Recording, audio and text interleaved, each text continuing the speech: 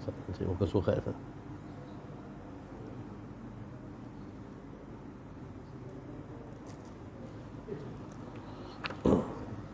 Assalamualaikum warahmatullahi wabarakatuh. Bismillahirrahmanirrahim. Alhamdulillah rabbil alamin wa bihi nasta'in ala umuri dunya waddin. Wa sallallahu ala sayyidina wa habibina maulana Muhammadin wa ala alihi wa sahbihi ajma'in.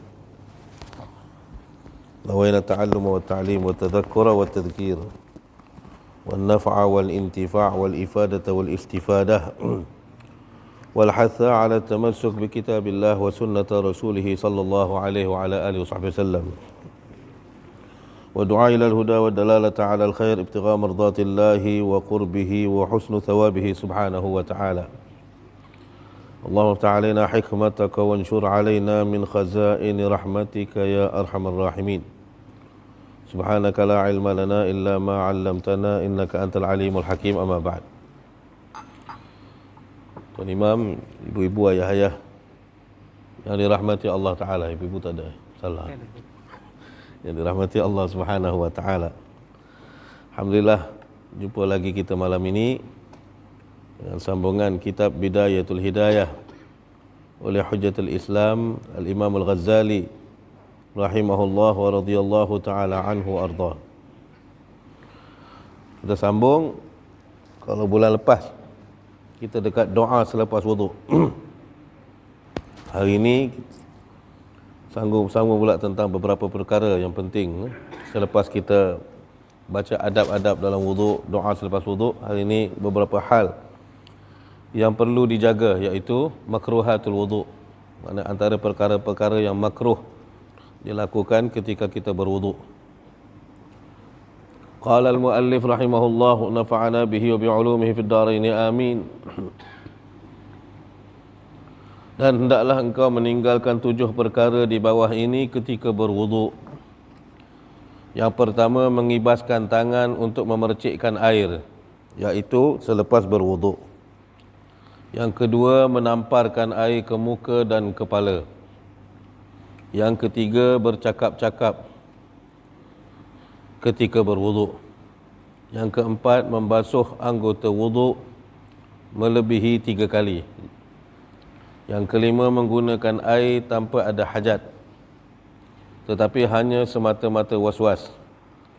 Dan syaitan yang mengganggu orang yang sedang berwuduk ini namanya walhan. Seterusnya yang keenam, berwuduk dengan air musyammas, iaitu air yang terkena panas matahari dan di negeri yang panas pula. Dan yang ketujuh, berwuduk dengan menggunakan bekas atau bejana-bejana daripada tembaga. Maka yang 7 perkara ini hukumnya makruh ketika berwuduk. Dan tersebut juga di dalam hadis Nabi sallallahu alaihi wasallam. Nabi bersabda, "Inna man dzakarallaha 'inda wudu'ihi tahharallahu jasadahu kullahu. Wa man lam yadhkurillaha lam yathhur minhu illa ma asabahul ma'." Yang berarti sesungguhnya barang siapa yang menyebut nama Allah Ta'ala ketika dia berwuduk, maka Allah Subhanahu Wa Ta'ala menyucikan semua jasadnya. Tetapi barang siapa yang tidak menyebut nama Allah Subhanahu Wa Ta'ala ketika berwuduk, maka tidak suci daripada jasadnya kecuali hanya anggota yang terkena air sahaja. Jadi 7 perkara yang disebut oleh Imam Al-Ghazali ini adalah perkara yang tidak batal wuduk, tetapi tidak digalakkan untuk kita lakukannya ketika berwuduk. Adapun perkara yang patut kita jaga supaya wuduk kita sempurna dan kemudian solat kita sempurna adalah 4 perkara. Kerana kata ulama, 4 perkara akan menyebabkan batal wuduk. Jadi selain 4 ni tak batal, jangan risau. Selain daripada 4 perkara yang disebut oleh ulama kita dalam mazhab Imam Syafi'i, maka wuduk tidak batal. Merasakan wuduk batal, maka itu was-was. Maka hindarkan penyakit ni, buang penyakit ni. Yang pertama, kata ulama, dalam perkara yang membatalkan wuduk adalah zawalul aqli binaumin aw ghairihi illa nauma qa'idin mumakkinin maq'adatahu minal ardi. Perkara pertama yang boleh wuduk terbatal, kita masuk batal dulu baru kita cerita makruh nanti. Pasal kesilapan ataupun kita panggil apa, kesalahfahaman beberapa orang hari ini bila cepat sangat berkongsi sesuatu. Saya ambil contoh Raya Haji baru ni. Haru biru orang berkongsi larangan untuk dilakukan kepada orang yang nak melakukan korban. Antaranya tak boleh potong kuku, potong rambut. Jadi larangan, bila sebut perkataan larangan, pasal tu bahasa Melayu nak kena faham dalam-dalam. Bahasa Melayu ni tak macam bahasa Arab kan. Larangan di situ bukan larangan yang tidak sah korban ataupun haram buat korban. Larangan di situ adalah sunat bagi orang yang nak melakukan korban supaya tidak potong kuku, tidak potong janggut, tidak potong rambut. Maksudnya sunat bagi orang yang nak melakukan korban. Jadi kerana ramai sangat menyebar poster ataupun mengirimkan WhatsApp, ramai-ramai cakap larangan, jadi orang ingat orang yang nak buat korban ni dah ada lembu nak disembelih pada hari raya. Jadi was-was, betul ke ni tak boleh? Sampai mereka menganggap kalau mereka potong rambut ataupun mereka potong kuku, maka korban tersebut jadi tak sah. Salah itu salah faham. Jadi kalimat larangan tu tak kena sebenarnya. Kalau kalimat larangan untuk sebahagian orang tak kena, tak boleh guna perkataan larangan. Pasal tu menterjemahkan sesuatu mesti melalui murad bahasa Arabnya, kaedahnya. Macam orang tak mengaji hadis bagi habis lah, bukan tak mengaji langsung. Contoh beberapa hadis maudhu' bila diterjemahkan palsu, maka bunyinya ganas. Ataupun dhaif pun dianggap hadis yang sangat lemah, makna sangat lemah suruh tinggal, tak boleh. Kalau tidak kita dah buat benda yang melampaui imam-imam dulu, melampaui Imam Nawawi dan sebagainya. Nak buang, ada ulama buat kitab lagi maudhu'atul hadis. Ustaz, ada kitab menerangkan beberapa hadis yang maudhu'. Kalau benda tu tak ada faedah, kenapa ulama buat kitab hadis-hadis maudhu'? Bukan ulama kecil buat, ulama besar. Kitab itu dikarang khusus kepada talib ilm supaya kenal mana maudhu' tak maudhu'. Jadi ada beberapa perkara yang jadi terjemahan Melayu, dia jadi keliru, jadi kelang kabut. Yang paling ketara korban tu lah kan. Ramai orang ingat, habis kalau orang dah rambut berkutu, takkan lagi menyusahkan orang. Bahkan boleh jadi haram lagi menyusahkan orang, buat orang tak selesa dengan dia. Islam suruh jaga penampilan, bukan suruh selekeh.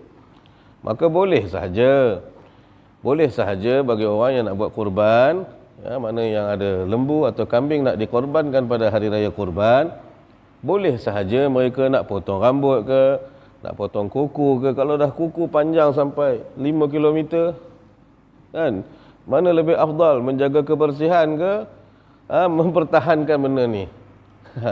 Kebersihan lebih diutamakan dalam Islam. Innallaha la tayyibun la yaqbalu illa, Allah Ta'ala itu baik, bersih, tak terima kecuali yang bersih-bersih. Jadi kadang-kadang sunnah ni kena nilai juga mana lebih afdal. Kadang-kadang meninggalkan satu sunnah untuk buat sunnah yang lebih utama, dapat sunnah. Disunatkan, maknanya hukum sunnah, meninggalkan satu sunnah untuk mengambil sunnah yang lebih utama. Contoh, kalau kampung tak apa, kalau bandar, hari Jumaat, disunatkan pagi Jumaat baca sujud sejadah, betul? Sujud sejadah rakaat pertama, rakaat kedua baca Al-Insan, Hal-Ata 'alal Insan. Tapi kalau di bandar-bandar lah, kampung mungkin tak kisahlah. Maknanya kita tengoklah imam kena, kita panggil apa, kena ada tarkis, kena bijak menilai suasana, mengikut tengok jumhur makmum dia macam mana punya keadaan. Kalau subuh lambat pukul 6, pukul 7 orang dah bergegas nak pergi kerja. Masalah. Jadi kita nak mengelakkan orang ini tak datang sembahyang jemaah. Pasal tugas kita imam memastikan qaryah kita ini mai sembahyang jemaah. Imam ni kena buat qaryah ni suka kat dia. Selesa untuk solat jemaah, untuk jadikan dia kawan, rujukkan dan sebagainya. Imam ni takkan fungsi dia jadi imam, baca tahlil, baca talqin je. Mesti lebih pada tu, kan? Maknanya dia mesti jadi orang yang rapat dengan masyarakat. Tapi kalau kerana dah beza waktu yang sangat nipis, maka tidak makruh meninggalkan baca alif lam mim sajdah, bahkan sunnah, kerana mengamalkan sunnah yang lebih besar, iaitu rahmah. Kesian kat makmum-makmum nanti tergesa-gesa nak ke pejabat, nak balik, nak ganti baju, nak hantar anak sekolah, kemudian nak macam-macam. Maka ambillah surah-surah pendek, mungkin digantikan dengan sabbihisma rabbikal a'la, kemudian rakaat kedua digantikan dengan hal ataka hadithul ghashiyah, tak ada masalah pun. Yang penting selepas Fatihah membaca surah daripada surah Al-Quran itu hukumnya tetap dapat sunnah. Tetap dapat sunnah. Jadi ada beberapa perkara kadang-kadang kita tak ambil peduli. Contoh, kita ada wirid setiap hari lepas subuh ataupun lepas zuhur, kita ada waktu khas kita untuk berwirid. Tetapi disunatkan, bahkan dianjurkan meninggalkan wirid yang kita wiridkan ini sementara, sebab wirid ni boleh diqadha pada waktu lain, kerana hanya untuk menyambut tetamu yang datang ke rumah kita. Lebih afdal menyambut tetamu daripada meneruskan wirid kita. Ini kita tengah wirid, tetamu nunggu kat luar, tak peduli. Ini macam anggap syaitan tetamu ni. Tak boleh. Tetamu pun bawa pahala, lagi besar pahala daripada wirid yang kita amalkan. Jadi ada beberapa perkara yang kita kena susun dengan ilmu, berjalan dengan ilmu. Perjalanan ini didapati, kita akan dapat kat mana? Bila kita rajin bergaul dengan orang-orang berilmu ataupun orang-orang saleh, yang mana mereka ini akan berjalan dalam perjalanan, mereka akan hidup dalam cara kehidupan ulama terdahulu. Bukan ikut hawa nafsu. Beramal tak boleh ikut hawa nafsu. Ikut hawa nafsu tak jadi. Beramal pun mesti dengan ilmu. Pasal tu nak ambil guru untuk kita, guru kita panggil apa? Mursyid atau murabbi, supaya nak jadikan kita orang yang kuat amal, pastikan guru ini guru yang bukan beramal dan memberi amal kepada kita melalui hawa nafsu. Tak. Mesti ada susunan dia, ada sanad dia, tersusun. Baru cantik amal kita. Pasal tu jadi tak tentu arah kadang-kadang kan. Kita sibukkan dengan benda yang tak perlu sibuk. Wirid bagus daripada waktu kita tak wirid langsung, tapi ada perkara yang sepatutnya kita lebih utama meninggalkan sementara untuk mengambil faedah yang lebih besar. Jadi ini cerita makruh di sini, maksudnya wuduk itu sah, tak batal 7 benda ni kalau buat. Tapi kalau tinggalkan, cantiklah wuduk, sebab melawan kepada makruh adalah sunnah. Mengelak kita berwuduk dengan melakukan perkara yang makruh ketika wuduk, maka kita buat sunnah-sunnah Nabi dalam berwuduk. Jadi sebelum kita masuk, saya cerita benda yang batal dulu. Jadi perkara pertama kita sebut tadi apa yang batal wuduk? Zawalul aqal, maknanya hilang akal. Makna hilang akal ini sama ada dengan tidur atau selainnya. Selain tidur ni maksud hilang akal, pengsan, pitam, mabuk. Ini semua kita ada wuduk, tiba-tiba kita pitam, maka kita sedar, kita wajib ambil wuduk balik. Kerana wuduk yang sebelum kita pitam, lepas kita pitam sudah batal, pengsan dan sebagainya. Dan sekarang kita bincang bab tidur. Tidur batal wuduk tak? Tidur batal wuduk dengan syarat. Makna ada tidur yang tidak batal wuduk. Ada tidur tetapi tidur ini wuduk tidak batal. Apa syarat dia supaya tidur ini kita tidur tapi wuduk kita tak batal? Ini ilmu menarik, sebab hari Jumaat ni kita guna hari khutbah. Waktu khutbah, itulah kita nak amalkan biasanya lah kan. Bila kita tidur, Pak Imam naik je baru bagi salam, baru ittaqullah, kita dah ke alam fana cintaku kan. Dah lain dah kita kan. Jadi tidur keadaan mana yang tak batal wuduk? Ada 2 perkara kata ulama. Pertama, tidur duduk. Kalau tidur selain duduk, tak maknanya wuduk batal.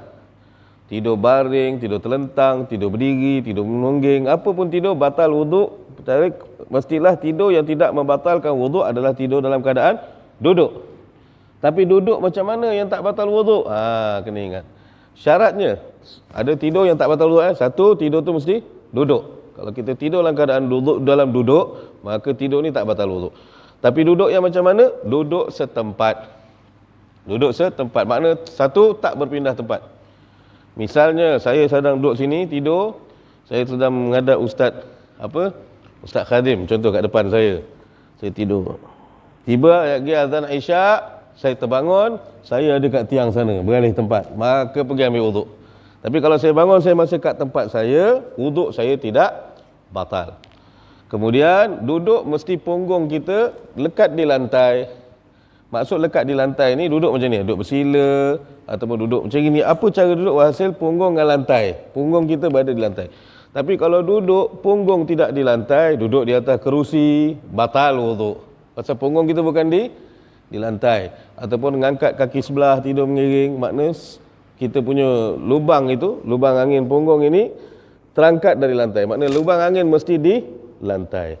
Maknanya kalau kita tidur bersila ataupun tidur duduk ni selagi kita punya punggung ada di lantai, maka tidur yang demikian tidak membatalkan wuduk kita. Adapun mengambil wuduk kembali boleh, sunnah. Kita dapat tajdidul wuduk lebih baik. Sebab biasanya bila dah tidur ni, bangun kepala kita dah ke lain. Untuk nasyat, untuk litansyit, biar solat kita ini cantik, semangat, sempurna, baik kita ambil wuduk balik. Tapi kalau masa imam dah separuh jalan, dah baca dah sampai iyyaka na'budu wa iyyaka nasta'in, tak payah kita buang masa, kita terus masuk dalam sembahyang supaya kita dapat rakaat bersama imam. Ini tidur tak. Maknanya hilang akal dengan tidur atau selain tidur, kawan-kawan tidur, kecuali tidur yang duduk kemudian setempat kemudian tak beralih. Itu je. Selain pada itu batal. Tak ada masalah air liur meleleh. Kita duduk, air liur yang keluar ini adalah air liur yang daripada sini, bukan daripada perut. Air liur yang disebut oleh ulama yang kata najis ini keluar, yang najis ini keluar dari kita punya ma'dah. Biasanya air liur yang keluar dari ma'dah ni bila kita tidur baring, tidur duduk, selalu air liur hanya di sekitar sini, maka tak ada apa-apa. Kalau keluar pun basuh air liur tu je, tak batal wuduk. Cuma air liur yang najis itu kena dibersihkan. Tidur menyandar walhasil selagi mana kita punya punggung kat lantai. Kalau kita menyandar tapi punggung kita atas lantai, tak ada masalah, tak batal wuduk kita. Ini yang pertama. Yang kedua, keluar sesuatu dari dua lubang, kata ulama kan. Dua lubang, lubang depan dengan lubang belakang. Keluar apa sahaja, tak semestinya kentut, tak semestinya keluar najis. Katalah terkeluar anak dara kan, teran puk terkeluar Siti Nurhaliza contoh kan. Oh cantik pula keluar kan. Asal apa terkeluar almari ke Pak Tam, apa je keluar daripada dua lubang ni batal, kecuali air mani. Kecuali air mani. Kita bersin kan, pelantin keluar daripada pungkak kan, pum, rumah banglo kan. Maka wuduk kita batal. Pasal kata ulama, apa sahaja yang keluar daripada dua lubang ni batal wuduk, kecuali hanya yang tak batal adalah keluar air mani. Yang ketiga, masqubul adami, menyentuh kemaluan adami, anak manusia. Sentuh ni mesti dengan tapak tangan. Kalau yang lain tak sentuh. Orang Melayu pun kalau pakai siku panggil senggoi, tak panggil sentuh kan. Bila sebut menyentuh mesti melibatkan tapak tangan. Kalau sini orang tak panggil sentuh, sentuh mesti ini.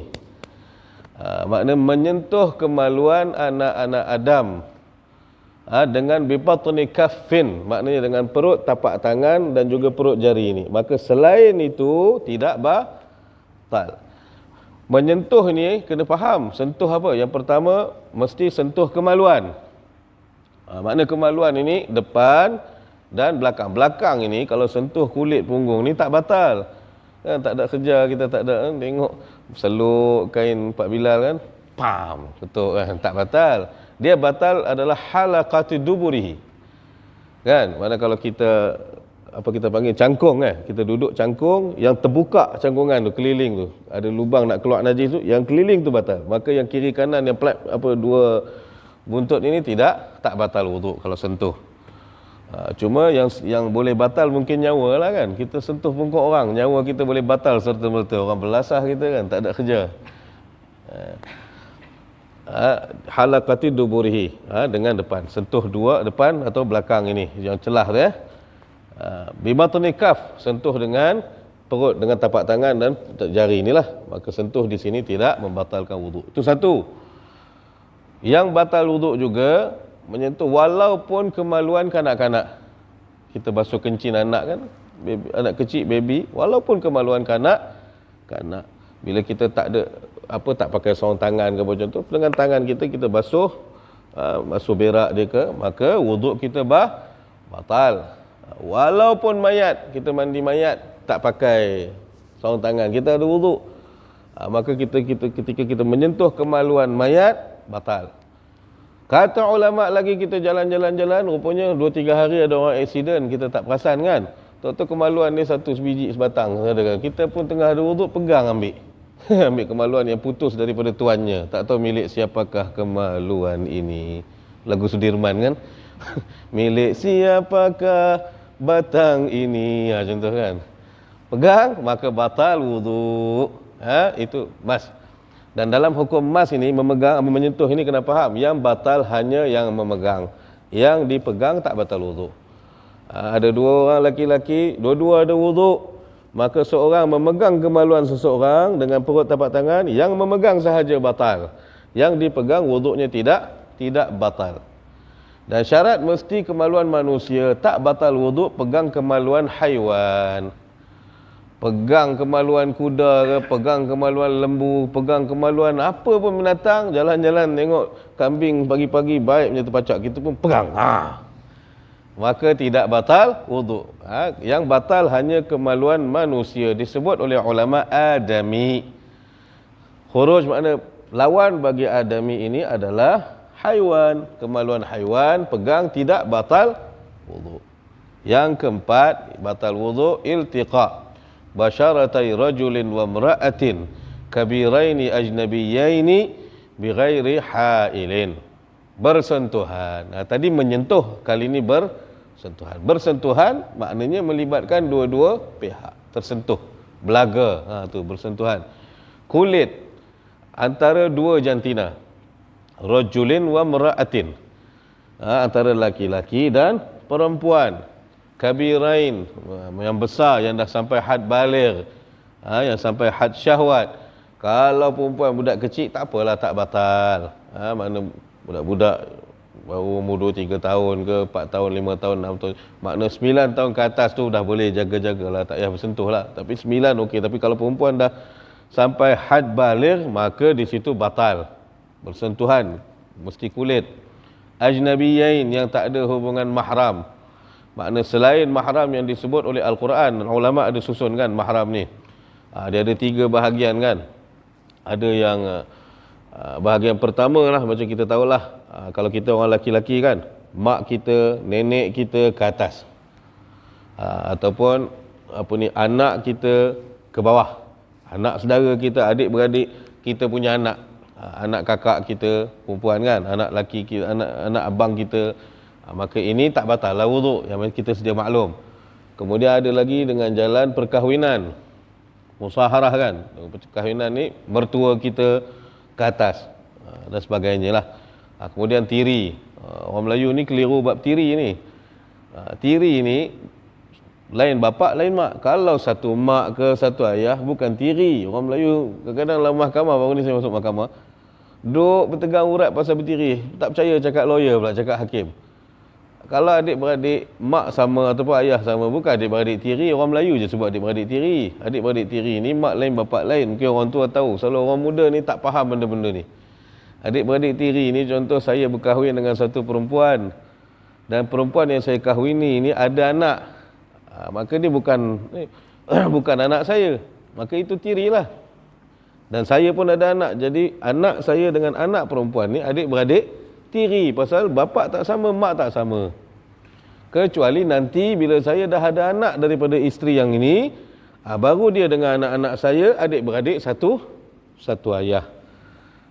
Ataupun nanti ada yang daripada ni pun lahir, yang sana jadi adik-beradik satu mak. Dia mesti lahir selepas berkahwin.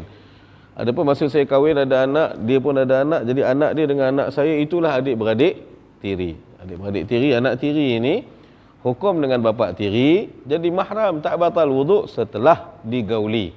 Maksudnya kita kahwin dengan satu perempuan, dia punya anak perempuan. Dia ada anak perempuan, saya dah bersama dengan perempuan ni, selepas saya bersama maka anak tersebut tidak batal wuduk dengan saya.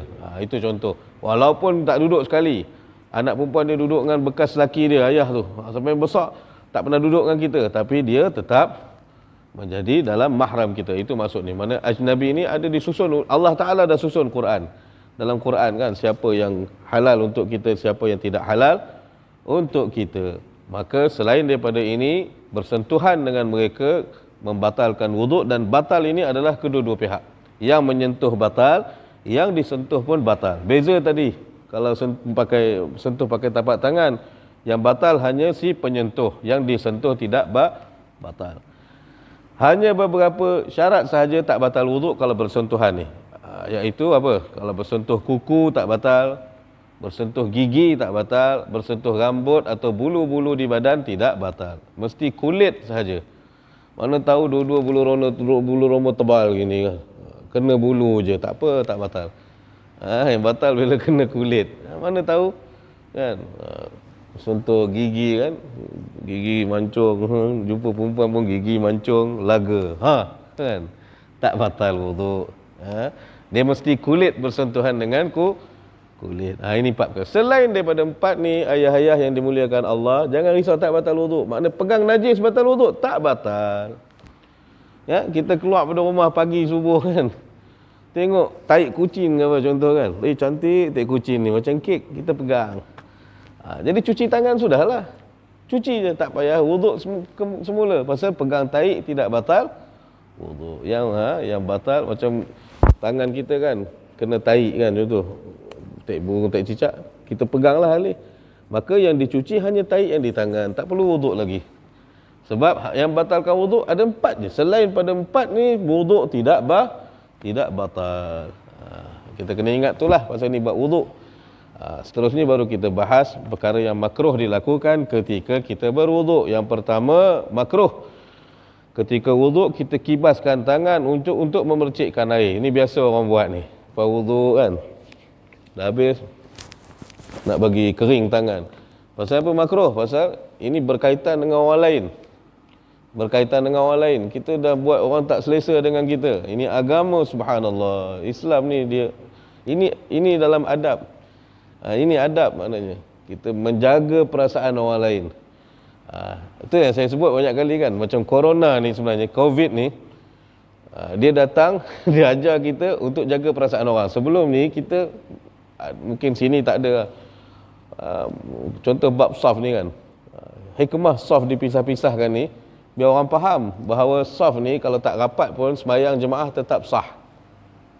Kan, saf ni kalau tak rapat pun sembahyang jemaah tetap sah. Sebab sebelum ni masa rapat, ada orang ekstrim sangat.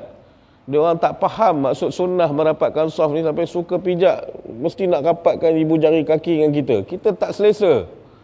Bila kita tarik kaki kita, dia nampak kita macam syaitan pula. Kita jadi syaitan. Padahal yang buat tu syaitan. Menyusahkan orang, menyakitkan, menghilangkan khusyuk orang. Semayang ni kena jaga kiri kanan. Jangan kita jadi punca orang lain sakit hati, tak khusyuk kan. Pasal tu ada beberapa perkara yang makruh kita lakukan jika nak sembahyang Jumaat. Makruh ni sebab kebanyakannya mengganggu jiran sebelah. Kita ganggu kan, tak gosok gigi ke, Allah Akbar. Siap orang sebelah sembahyang nak termuntah. Jadi kita biasa-biasa Allah Akbar. Jangan ganggu baca kuat-kuat. Orang sebelah ni pun nak baca juga kan. Bismillahirrahmanirrahim. Alhamdulillahirrahmanirrahim. Rahmanirrahim. Kita seorang je. Orang lain macam mana kat sebelah? Jadi kena berhati-hati. Jadi makruh buat macam tu sebab orang lain. Ini agama cukup jaga perasaan orang. Allahu Akbar. Syariat kita sebenarnya kebanyakannya untuk rahmah wal mawaddah. Hidup supaya saling mencukupkan antara satu dengan yang lain. Fungsi salatul jamaah ini supaya berkasih sayang, bukan mengumpat-umpat. Maksudnya kalau ada di kalangan kita yang mai sembahyang jemaah 5 waktu tapi masih mengumpat, yang diumpatkan pula orang-orang jemaah yang sama, maka kita tilik balik wuduk kita, tilik balik solat kita. Ada masalah mungkin. Sebab ulama ditanya tentang Nabi SAW, tentang firman Allah, inna salata tanha 'anil fahsya'i wal munkar. Boleh rujuk kitab nasihat agama wasiat iman al-Imam al-Haddad. Allah Ta'ala sebut sesungguhnya menunaikan solat. Solat ini jika kita tunaikan, ia ubat. Dia boleh cegah kita daripada melakukan perkara yang keji dan mungkar. Mengumpat, mengadu domba, berbohong, mencaci, bercakap benda-benda tak elok. Ini perkara keji dan mungkar.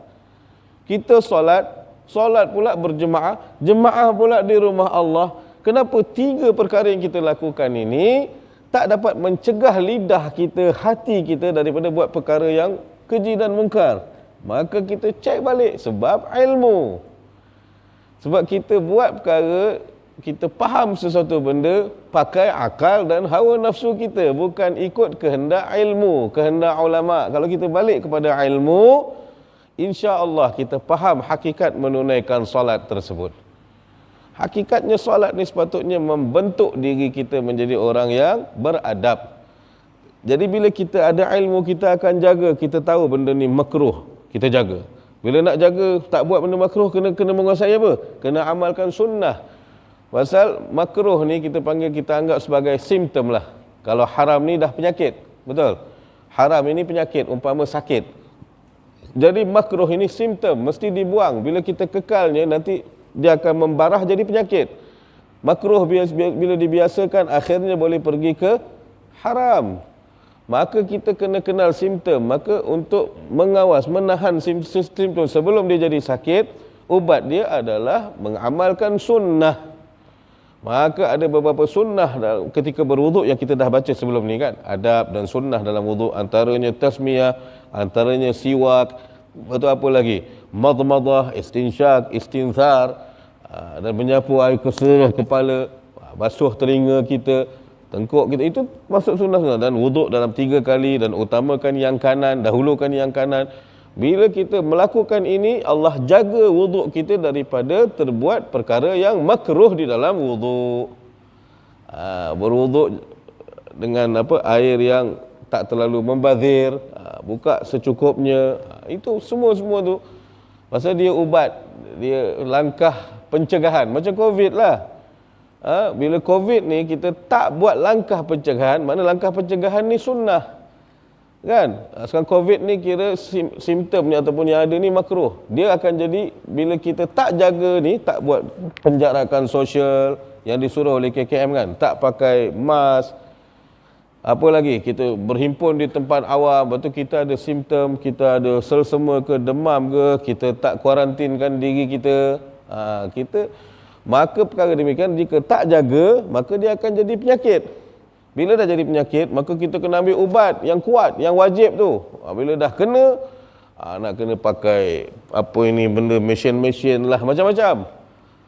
Jadi maknanya sunnah ini macam inilah, kita sedang pakai mask, kita berjaga-jaga supaya benda ini tak kena kita. Sebab bila dah kena, mask ni dah tak guna dah kan. Tak guna dah mask ni semua, dia dah pakai mesin dah pula. Jadi kita menjaga-jaga wuduk kita supaya tidak melakukan perkara-perkara yang boleh, maknanya yang boleh menyusahkan orang. Yang pertama antaranya makruh wuduk ini, jangan kibas-kibaskan tangan, pecik-pecik air. Adapun air yang tetap ada di anggota kita itu sebenarnya bagus. Setiap yang gugur sendiri itu, titisan itu adalah menggugurkan setiap dosa kita. Ini kelebihan yang Allah Ta'ala beri kepada kita, umat Nabi Muhammad SAW. Selagi dia ada, biarkan cahaya air wuduk kan. Yang kedua, kata ulama, menamparkan air ke muka dan kepala. Sama juga ambil wuduk kan. Satu, bila menampar-nampar ni tak sempurna. Bila kita main ambil, tampar, jadi dia tak sampai betul dalam ke muka kita. Kalau kita tak ambil dengan elok, letak, insya-Allah dia sampai. Air akan rata ke tempat anggota wuduk. Bila tampar, ada setitik dua tak kena ke anggota kita. Macam kita semayang. Macam mana kita semayang, wuduk kita tak sempurna ni, tak sah kan. Sebab tampar kan, mana nak sampai semua. Bila kita elok-elok kan, insya-Allah dia akan rata. Air akan terkena pada setiap bahagian kulit di anggota muka, tangan ataupun kepala ataupun kaki kita. Pasal tu wuduk kena tertib, elok-elok, kena jaga. Pasal tu kata ulama makruh pasal khawatir, berhati-hati, supaya bila tampar-tampar takut ada titik je tak sampai, tak sahlah wuduk kita kan. Air kena ke muka. Lepas tu dalam bab wuduk kan, dalam rukun bab muka ni ulama bahas. Di muka ni ada beberapa bulu yang kita kena tahu. Banyak bulu ni. Muka kita ada banyak bulu. Cuma bulu yang patut jadi perhatian adalah 3 jenis bulu ataupun 4 bulu. Perhatian. Contoh bulu kening. Ini bulu yang nampak kan. Bulu-bulu pipi, bulu-bulu ubu-ubu ni tak nampak, tak apa. Tapi yang penting ada bulu kening. Perhatian. Lepas tu kita panggil ni apa? Jambang ni bulu jambang. Perhatian. Lepas tu janggut. Ni bulu-bulu yang ada kat muka kita. Kemudian misai. Kemudian ni panggil apa ni? Salah, ini dan. Ini namanya dan. Betul tak? Misai dan janggut. Jadi kita sebut dan senang. Misai dan janggut. Jadi bulu-bulu ni dibahas oleh ulama. Bulu ini kalau terlalu tebal, maka tak wajib kita paksa nak pergi ke kulit. Nanti jadi macam itulah, mengganggu air sepak, orang akan tak selesa dengan kita. Maka adapun nak bagi pasti bahawa bulu yang tebal ini bagi wuduk kita sempurna, disunatkan supaya digosok-gosok sahaja. Bila disunatkan kita gosok atau takhlil kita panggil kan, maka jangan risau, insya-Allah benda-benda tu pasti air akan sampai juga ke kulit. Tapi kalau nipis janggut kita tebal, nipis tak tebal, maka wajib sampaikan ke kulit. Dan nak tahu janggut tebal dengan nipis pun ulama bagi tahu macam mana kan. Mudah aja. Nak tahu janggut kita ni, memang kita tebal ke nipis dalam majlisul mukhatabah. Bila kita duduk berdua menghadap sembang, kita nampak tak kulit dalam. Kalau janggut kita macam saya dengan Banjai depan ni kan, selagi saya nampak dagu dia, maka tidak dikira, makna nampak dalam dagu dia, kulit dagu ini, maka itu bukan tebal. Maka itu wajib sampaikan air ke dagu, ke kulit dagu. Pasal had muka daripada kita panggil apa ni, ubun-ubun sampai ke muntahal lihya, ini itu dagu kita. Ini had muka yang kena wuduk. Adapun melebihkannya sedikit adalah sunnah. Kalau jambang lebar muka daripada permulaan telinga sampai ke permulaan telinga ini had muka kita yang patut kena air. Kenakan air. Kalau tebal tak nampak dalam, tak nampak warna kulit dia. Maka itu cukup, kita dah ni kita ambil air sunnah digosok-gosok sahaja. Kita telik. Tak perlu paksa sampai tercabut janggut. Kan sakit buat macam gitu. Lek-lek kacang kata orang Johor kan. Jangan beria-ria tau.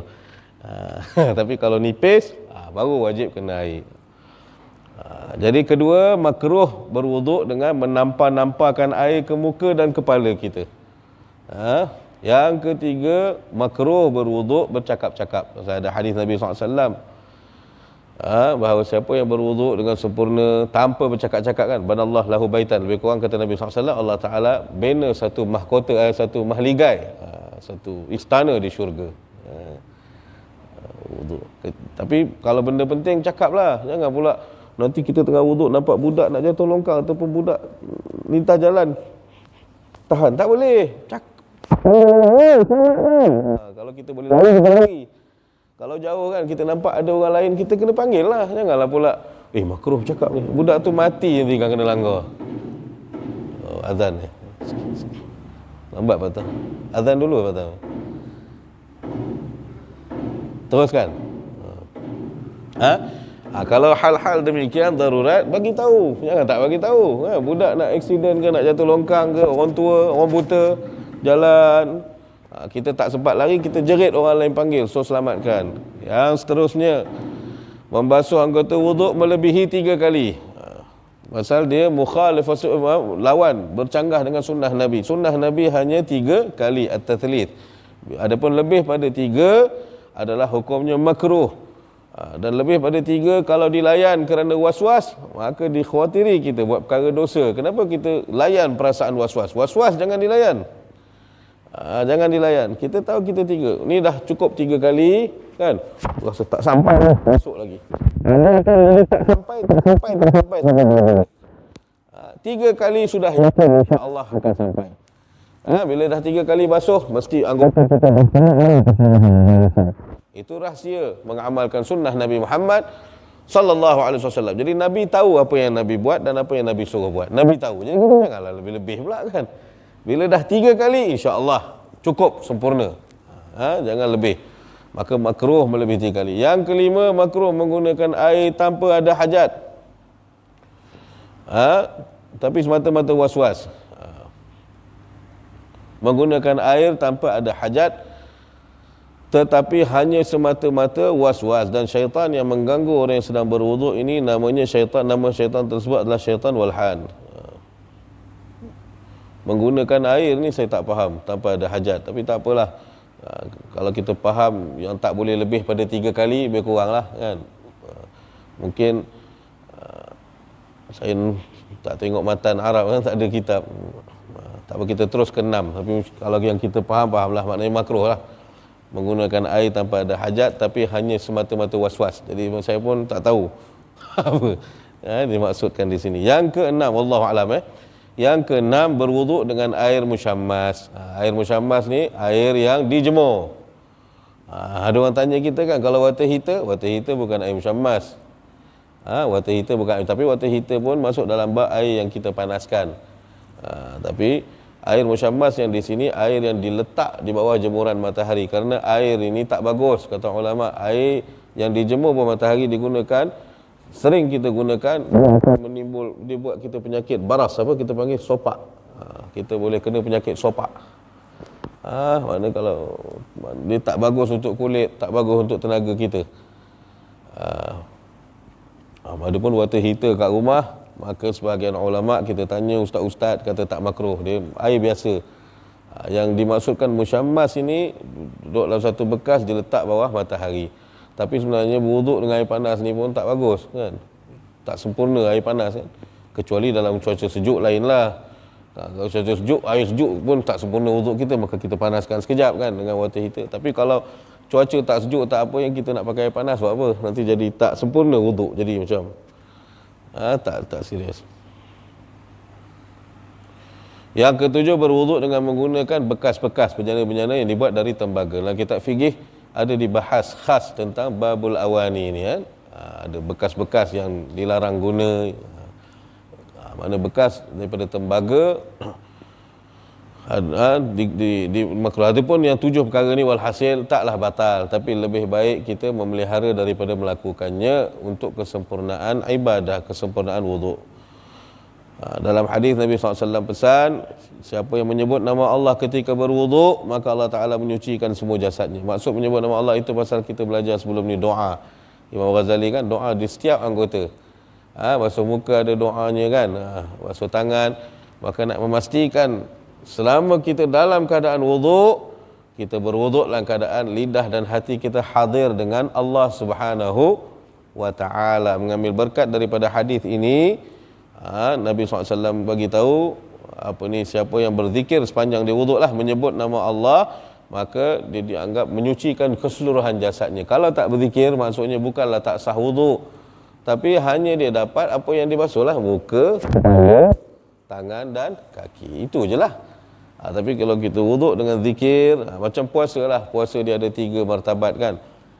Kalau pasal tu, kalau puasa hanya sekadar puasa je, tak beramal, tak betul, tak jaga Quran kita, tak jaga semua, setakat puasa, sahur, kemudian jalan macam biasa, berbuka, hanya dapat lapar dan dahaga. Tak dapat. Orang puasa dapat makam, dapat Lailatul Qadar, jadi wali Allah. Itu puasa, matlamat puasa untuk takwa, untuk naik pangkat kita. Ini macam tu lah. Kalau kita korporal sampai pencen, kita korporal. Prebet sampai pencen, prebet. Kurang-kurang kalau daripada prebet kita pencen, kurang-kurangnya dapat sarjan. Okey lah. Ini prebet sampai mati, buat apa? Macam itulah dalam hal yang demikian. Wallahu ta'ala a'lam. InsyaAllah kalau ada sumur di ladang, bolehlah saya menumpang mandi. Kalau ada umur panjang, kita sambung lagi. Marhaba.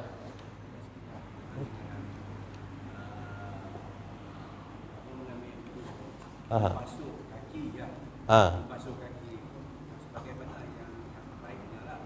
Pasal kadang-kadang kita dengan air yang banyak ni, kita basuh sirah saja.